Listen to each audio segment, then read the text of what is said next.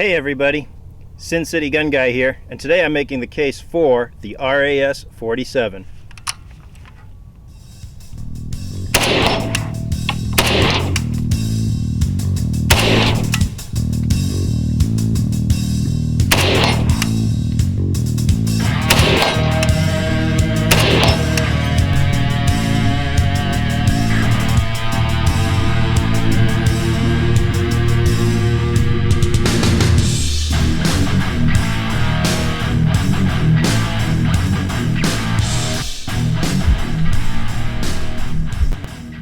Hey folks, welcome back. Thanks for joining us again. And we've had this RAS47 since about April. We put about 500 rounds through it. A bunch of people have shot it. Everybody's enjoyed it. So we're going to go over this gun, the good, the bad, how it's holding up after its 500 rounds. Let's get going. But first we're going to shoot some more.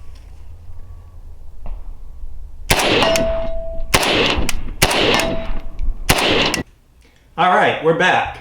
So, I have three goals for this video. First, like I said in the intro, I want to give the case for the RAS47. And more generally, I think that this applies to this class, this price level of AKs. Secondly, we've got now about 500 rounds through this gun. A number of people have shot it. We've done mag dumps, we've heated it up, we've zeroed it, done all that. So I'm going to talk about how the gun is performed. We'll take it apart. Now, this gun has not been cleaned since I purchased it. I purposely wanted to run 500 rounds through it on just the initial wipe down and lubrication, the light lubrication that I did. And thirdly, I'm going to talk about the upgrades that we have planned for this gun. So let's get into it. Let's talk about why the RAS47 is a good deal. For me, I'm an AR guy. I've been shooting and building AR-15s for the better part of 20 years. I'm very familiar with the weapon system. I'm very familiar with how they're put together, how to shoot them, the ergonomics, all of that. But I've never owned an AK before. Now, if I needed a gun for life and liberty purposes, I'm not going to grab this AK. That's not its purpose in my safe. This gun is here because I have not until this time owned an AK-47, and I wanted to learn how to use one. I wanted to make sure that I was very familiar with its operation, how it's put together, how to maintain it, all that.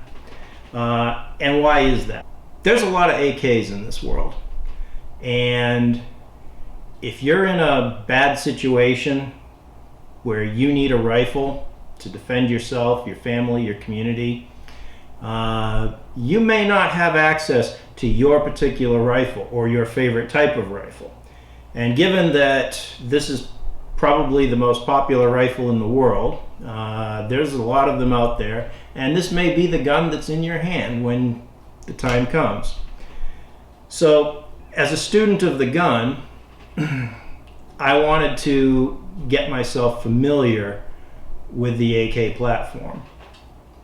Now, having said that, I don't want to spend a lot of money. Oh, excuse me. That's the wife. She's calling me. Hello? I'm filming a video. Yeah, I am filming right now. Which means this conversation is going to be on YouTube. Now, why would you let me go? Maybe my 9 fans want to know about you. No, I don't have you on speakerphone. Anyway, all right, I'll call you back in a little bit.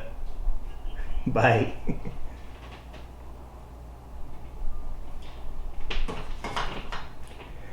That was Mrs. Gun Guy.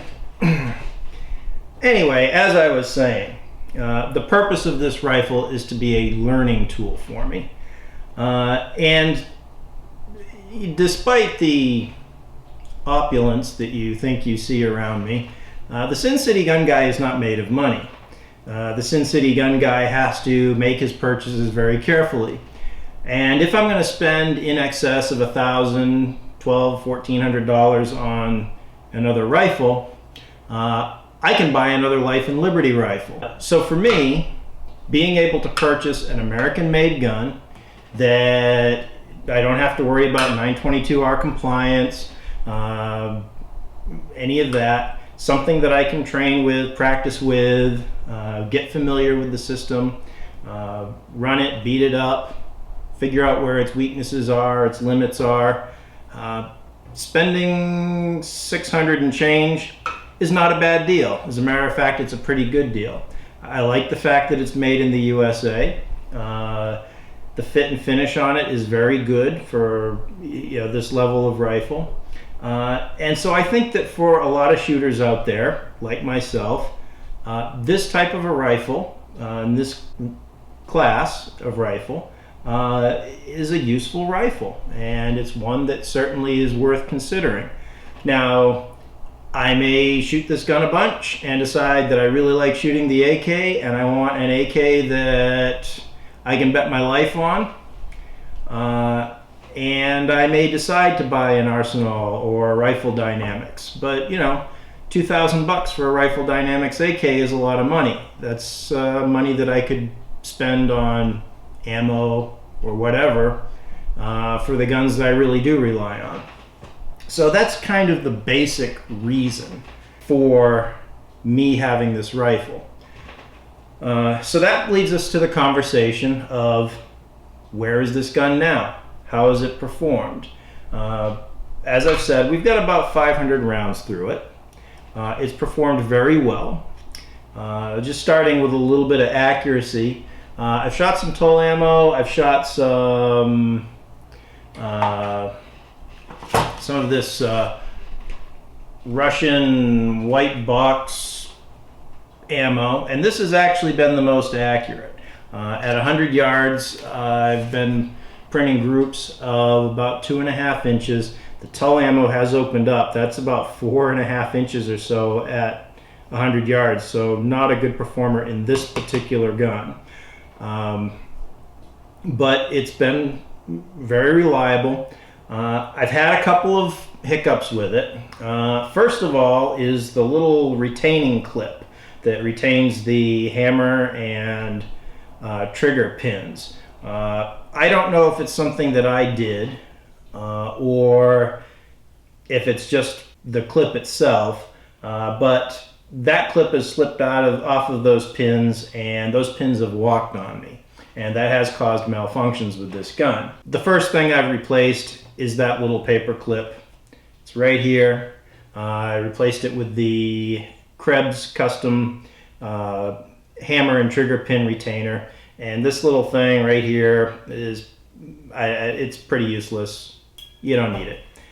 And that is a very inexpensive upgrade. I'll show it to you later when we take the gun down, show you how it works. What I'm going to do now, we're going to take this thing apart. I'm going to clean it so that we can see what's going on. And then we will come back and we'll take a look at all the parts. Giving this gun a quick cleaning, and I've brought the camera in a little bit so that I can show you the parts. Now I just want to say a couple of things about the cosmetics while we're looking at it. The finish on the metal is really very nicely done. I've had no wear, nothing really other than a couple of dings from use on this. It seems to be holding up extremely well. The wood, on the other hand, I don't think that this wood is going to hold up to a lot of really hard use. I think it's really going to start showing some cosmetic wear. Right here, there's a little bit of denting on the wood. I don't know if that's from being up against folks with their hearing protection. And also too, on the bottom right here, and you probably can't see it, there's a little bit of denting on the wood, and there's a few little dents here and there all the way around. If the wood gets really bad, I'll replace it with Magpul. So let's start taking it apart and taking a look at it. Here's your dust cover. Nothing to report there. Spring, again, nothing to report. Now, this gun is a bit controversial. There's been some folks on the internet that have had some not so great experiences with these guns. A lot of abnormal wear. We're going to take a look at some of these parts here. Now, looking into the gun, I am not seeing any wear at all on the trunnions there. And what I will do, I will try to get some photographs so that you can take a look. We'll take a look at the bolt. And again, I'm seeing a little bit of polishing, but I'm not seeing any scoring, really. Again, I'll show this to you, and I'll try to get some stills taken of these parts at the end of the video.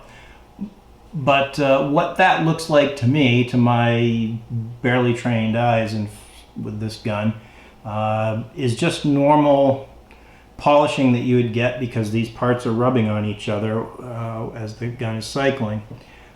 Same thing with the bolt carrier here. The channel itself where the bolt runs, it's got a little bit of polishing up at the top there. I'm not sure that you can see that in the video. I think you can just get a little bit of it, but it doesn't appear to be a gouge or anything. And again, just normal wear. There's really nothing that I can see out of the ordinary on the piston here, the plunger, whatever you want to call it. Somebody will yell at me because I didn't call it the right thing, I'm sure. I'm not seeing the wear patterns that some other people have seen. Now I have a couple of pet theories about some of this stuff, and I suspect that what could happen, and I don't know this for sure, and there are people that know a lot more about this than I do, so certainly feel free to post your constructive comments. But I wonder if when you're doing drop tests with a gun like this that has a stamped receiver, that if you're somehow just in a minor way bending or knocking that receiver out of its specifications, that then the repeated firing of it is going to set up a whole bunch of other tolerance issues that will start manifesting themselves in abnormal wear. Now, that's not to say that those tests aren't useful. I actually think that they're very useful. You know, AK Operators Union, those guys do great work, and I think that they're a wealth of information. They know more about these guns than I do, for sure. And it's good. It's good that we have people out there that have the resources and the knowledge and the know-how that can really abuse these guns and show us where their breaking points are. Now, I did want to, while I have this open, we did, of course, like I said, we took out the little retainer clip here, and we replaced it with the Krebs custom hammer and trigger pin retainer.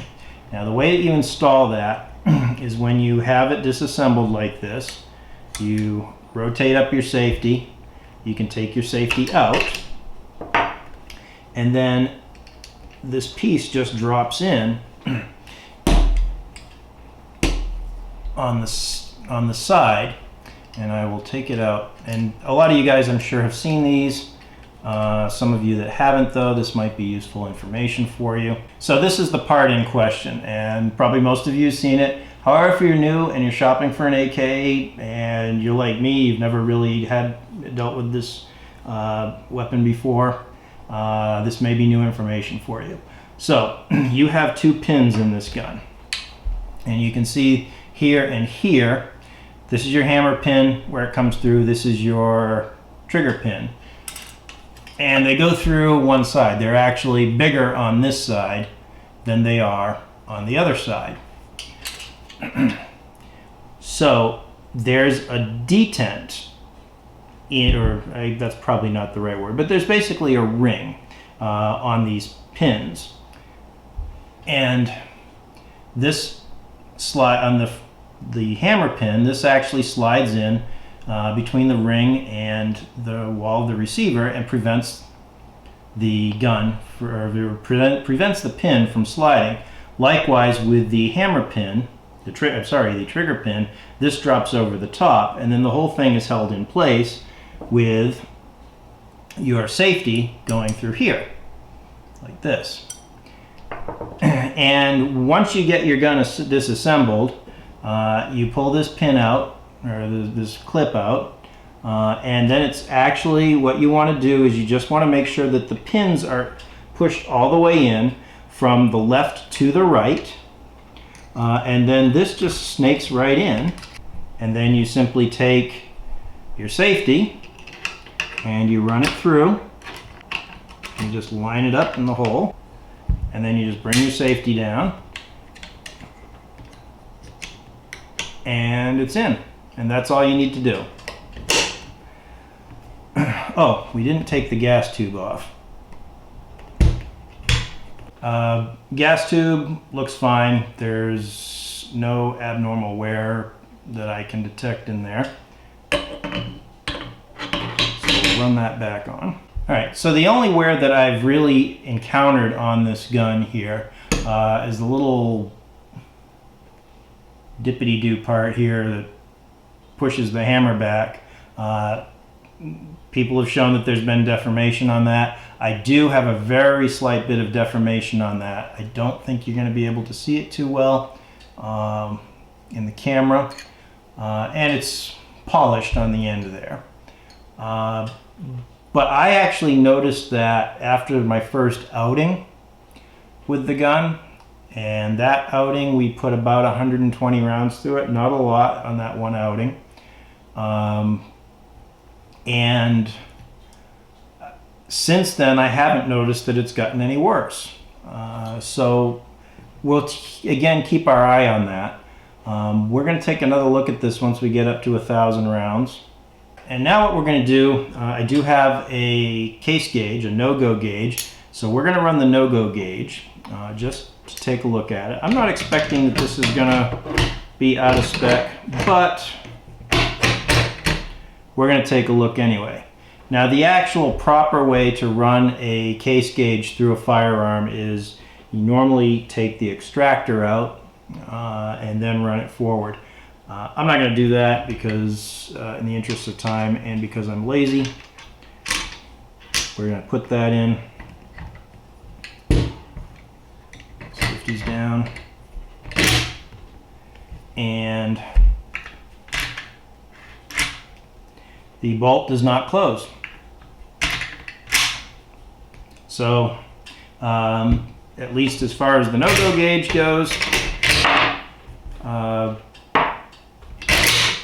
as you can see, it closes perfectly fine without the gauge in there, and the gauge checks out. All right, one last thing that we want to do with this gun, just briefly, we're going to check its trigger pull. I actually think the trigger on this gun is very good, so we're going to make sure nothing in there. Gun is empty, safety is off. We'll get our trigger pull gauge here. Make sure that it's set.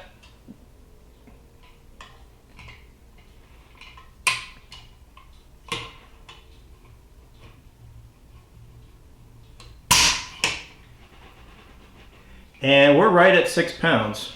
So let's talk now about what my plans are for this gun. I do want to get an optic on here, a red dot on here, and I want to get a sling on here. Those are the two big things that we're going to go with. I'm going to go with the Midwest Industries gas tube. They have a new system out. I'm going to put a sling on here. It's going to be a single point sling. I'm going to go with a real simple arrangement that just wraps around the buttstock here. So the rail and then an optic. And I don't want to spend a lot of money on an optic. Again, this is a learning tool for me, but I want something that's going to work. Now, I've been looking at the Holosun and I've been looking at the primary arms for this gun, and this is where I would appreciate input from you folks out there in YouTube land. Anybody who has some experiences with that level of optics, that price range of optics, please comment. Let me know what your experiences are. Let me know what your recommendations are. I will be looking at those and I will very much appreciate it. Other than that, I really don't plan on doing anything much more to this. I will probably replace the grip. It wasn't bothering me when I first got the gun, but now that I've shot it a bit, it's kind of small, and I think maybe I can get a better grip for it. And I'll probably put a different muzzle device on here. Not that I think it's going to make a lot of difference for me, but I just want to maybe play with a different device. Again, Midwest Industries makes a good one that's not a lot of money, so I think I'm going to give that a try. And they're very easy to replace. Again, for those of you who are not familiar with the AK, unless you have one that is in a state where you can't have a threaded muzzle, or it's some sort of a post-band rifle where the muzzle device is welded on, there is just a little plunger here at the top. You push that in and you can unscrew the muzzle device and simply screw a new one on. It's easier than an AR in that regard. That's really it. So far, I'm happy with the gun. That is not to say that this is the best AK-47 ever built. I know it's not. But for my purposes, and I think for the purposes of a lot of shooters out there, a gun like this is very much what they need. It's within their budget. If I had to pick and choose, if I was on a budget and I could only afford one budget rifle, and that budget rifle was going to be my Life and Liberty gun, and it was a choice between an AK platform and an AR platform, I'd take the AR platform. Because the AR is modular, because you can swap out parts so easily, from triggers to barrels to uppers to stocks, everything. It's very easy to take a budget AR and make incremental improvements on it over time than it is something like this. And with an AK, pretty much what you get is what you get. Anyway, we're going to make another video when we get all of the upgrades. I will do a video showing the installation of everything and the final product. We'll get it out, we'll shoot it, we'll re-zero it. Like I said, with these iron sights, we're running about 2.5-inch groups. We'll see how we do when we get a red dot on here, and we'll put it through its paces.